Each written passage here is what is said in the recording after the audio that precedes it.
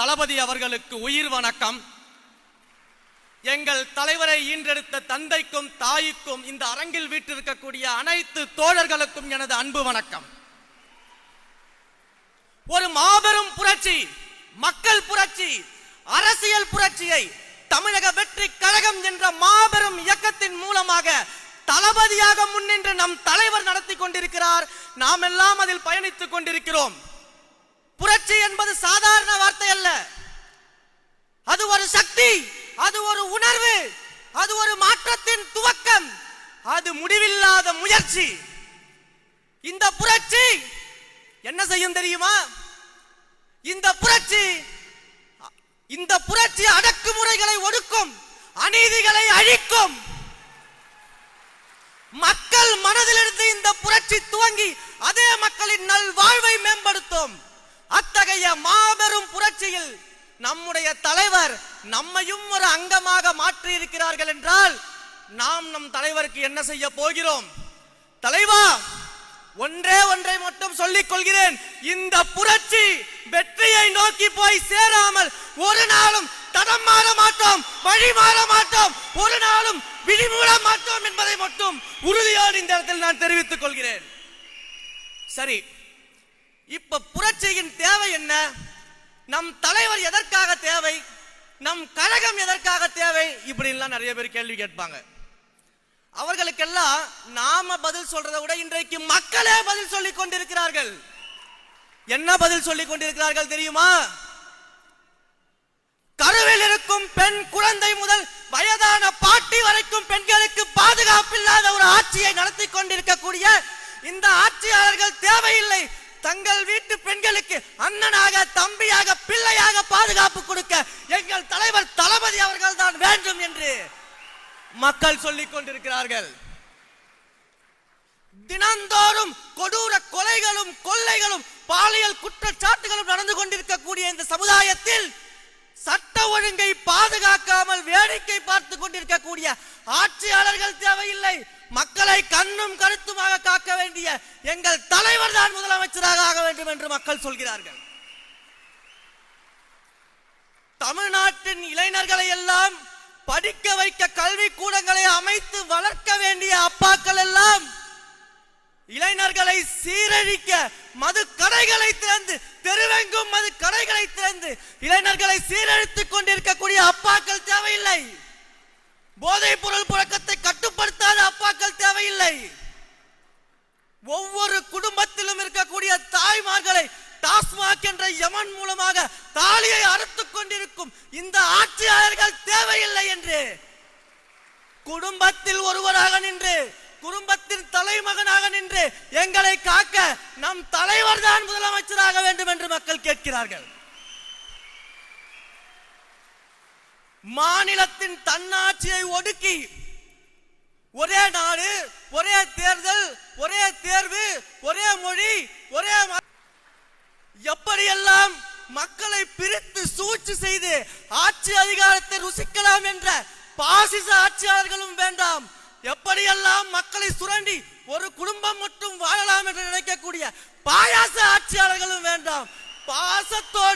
பாசத்தோடு மக்களை நேசிக்கக்கூடிய தலைவர் தான் முதலமைச்சராக வேண்டும் என்று மக்கள் கேட்கிறார்கள். ஒட்டுமொத்தமாக இந்த ஜனநாயகத்தை குழிதோண்டி புதைக்கக்கூடிய இந்த ஒன்றிய பாஜகவும் மாநில திமுகவும் இனி தமிழ்நாட்டிற்கு தேவையே இல்லை. இந்த ஜனநாயகத்தையும் ஜனங்களையும் காக்கக்கூடிய எங்கள் ஜனநாயகன் தான் வேண்டும் என்று மக்கள் கேட்கிறார்கள். இதுதான் இன்றைக்கு மக்களுடைய பார்வையாக இருக்கக்கூடியது. புரட்சி தலைவர் எம்ஜிஆர் அவர்களுக்கு பிறகு தன்னுடைய ரசிகர்களையும் கோடான கோடி மக்களையும் வாக்காளர்களாக இந்த கழகத்தின் தோழர்களாக மாற்றக்கூடிய ஒரே வல்லமை படைத்த தலைவர் நம்முடைய தலைவர். உடனே ஒரு கும்பல் கிளம்பிடுவாங்க. ஒரே எம்ஜிஆர் தான், எம்ஜிஆர் மாதிரி எல்லாம் வர முடியுமான்னு கேட்பாங்க. எங்கள் தலைவரே சொல்லிவிட்டார், எம்ஜிஆர் என்றால் அது ஒருவர் தான் என்று. ஆனால் இன்றைக்கு நான் சொல்கிறேன், எப்படி எம்ஜிஆர் என்றால் ஒருவர் தான், அவரை போல வர முடியாது என்று இன்று பேசுகிறீர்களோ, இன்னும் 100 ஆண்டு கழித்து தளபதி என்றால் ஒருவர் தான், தலைவர் என்றால் ஒருவர் தான். அவரை போல ஒரு முதலமைச்சர் இனி கிடைக்க மாட்டார், அவரை போல நல்லாட்சி கொடுக்க மாட்டார் என்று வருங்காலம் பேசக்கூடிய தளபதியாக நம் தலைவர் இருப்பார். மக்களை சந்திக்கல, களத்துக்கு வரல, இப்படியெல்லாம் கதை சொல்லி குட்டிக்கரணம் போட்டு குறை வித்தை காட்டுவார்கள். ஆனால் இன்னும் பெருமையும் பேசிக் கொள்வார்கள். நாங்கள் பாரம்பரிய கட்சி, 50 ஆண்டு கால கட்சி, தாத்தா காலத்து கட்சி, இந்தியாவிலேயே மாபெரும் மாநிலங்களை எல்லாம் ஆட்சி செய்யக்கூடிய கட்சி என்றெல்லாம் சொல்லிவிட்டு ஊரெங்கும் மேடை போட்டு எங்கள் தலைவரை பற்றியும் எங்கள் கழகத்தை பற்றியும் இரவு வீட்டில் ஒப்பாரி வைக்கும் கிழவி போல அழுது கொண்டிருக்கிறீர்களே, இதை விட வேற என்ன சான்று வேண்டும்? எங்கள் தலைவர் களத்துக்கு சென்று சேர்ந்து விட்டார், மக்கள் மனதிற்கு சென்று சேர்ந்து விட்டார், வெற்றியை நோக்கி சென்று சேர்ந்து விட்டார். அதற்கு இதுவே ஆதாரம். இவ்வளவு அரசியல் பேசுகிறோம், இவ்வளவு அதி தீவிரமாக அரசியல் மயப்படுத்தப்பட்டிருக்கிறோம். நம்மளை நோக்கி இவர்கள் எழுப்பக்கூடிய ஒரு ஏளனமான விமர்சனம், சின்ன பசங்க பேசுறாங்க, சின்ன பசங்க கட்சியில் இருக்கிறாங்க என்றெல்லாம் பேசுகிறார்களே. மேடைக்கு மேடை ஏறி நாடகம் போட்டு மக்களை ஏமாற்றி இளைஞர்கள் அரசியலுக்கு வரணும், அரசியல் புதுமை பெறணும், புது ரத்தம் பாய்ச்சணும் என்றெல்லாம் பேசிவிட்டு இன்று உங்களை நோக்கி கேள்வி எழுப்பும் போது எங்களை போன்ற இளைஞர்களை சின்ன பசங்க என்று சொல்றீங்களே, உங்க பயம் நல்லாவே புரியுது, உங்க பயம் நல்லாவே புரியுது. ஆனா எழுதி வச்சுக்கோங்க, இந்த சின்ன பசங்க 2026 தேர்தலில் உங்கள் ஆட்சிக்கு முடிவுரை எழுதி எங்கள் தலைவரின் நல்லாட்சிக்கு துவக்க உரை எழுதுவோம். இதை நடத்தியே தீர்வோம்.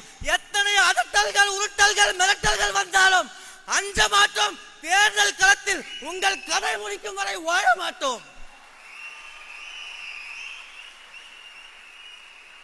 என்னுடைய உரையின் இறுதியாக சுருக்கமாக ஐயன் வள்ளுவனின் வாக்கை மட்டும் சொல்லி நான் விடைபெறுகிறேன். முறை செய்து காப்பாற்றும் மன்னவன் மக்களுக்கு இறையென்று வைக்கப்படும். நீதி தவறாமல் மக்களுக்காக கடமையாற்றக்கூடிய ஆட்சியாளர் கடவுளாக போற்றப்படுவார். நம் தளபதி வரும் காலத்தில் மக்கள் மனதில் போற்றப்படுவார், போற்றப்படுவார், போற்றப்படுவார். 2026 தமிழக வெற்றி கழகத்தின் ஆட்சி அமைகிறது. தலைவர் முதல்வர் ஆகிறார், நல்ல ஆட்சி கொடுக்கிறார் என்பதில் எந்த மாற்று கருத்தும் இல்லை. வாய்ப்பளித்த என் உயிரான தலைவருக்கும் அன்பிற்குரிய பொதுச் செயலாளர் அண்ணன் ஆனந்த் அவர்களுக்கும் அனைவருக்கும் நன்றி தெரிவித்து விடைபெறுகிறேன். வெற்றி நிச்சயம்.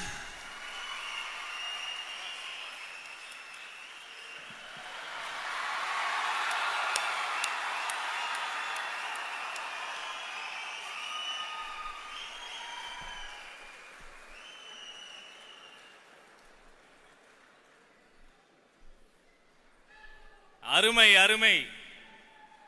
நீ சின்ன பையனே இல்லப்பா, நீ ரொம்ப பெரிய பையன்.